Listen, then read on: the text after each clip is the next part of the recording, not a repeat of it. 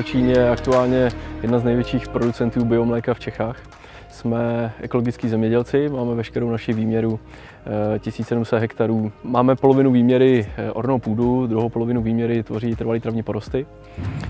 Ten náš základní program je produkce biomléka a k tomu je vlastně přizpůsobená celá produkce celé firmy. Dneska je pro nás velký den, protože tady společně zkoušíme z mého pohledu velice progresivní věc na území celé České republiky, a to je variabilní hnojení kejdou, respektive variabilní přihnojování ozimých porostů kejdou, protože nechceme jenom vylejvat kejdu po poli, ale chceme to dělat tak, aby jsme o tom věděli co nejvíc informací a také zpracovali, aby to ve finále vedlo k nejvyšší užitkovosti, jak na tom poli, tak vlastně i v té stáji. Ta strategie aktuálně je podpořit ty lepší zóny a ty horší dorovnat na ty lepší. To znamená, cílem je vlastně toho variabilní aplikace je co možná největší snaha homogenizovat to pole tak, aby nebyly příliš velké rozdíly ve výnosech v určitých segmentech toho pole. Precizní zemědělství od Clever Farm zahrnuje kompletní servis.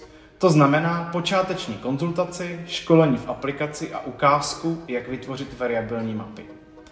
Dále provádíme kontrolu technické vybavenosti, kdy u zákazníka vyzkoušíme kompatibilitu techniky pro variabilní aplikace a naučíme ho, jak do stroje nahrát podkladovou mapu. Ve finále si společně sedneme a vyhodnotíme celou sezónu. Ta spolupráce začala meteostanicema, kdy jsme po polích rozmístili stanice a hlídali a monitorovali jsme si srážky a směr větru a rychlost větru, protože jsme v teplské náhorní plošině, hrozně tu fouká, takže i ten vítr nás zajímá hodně.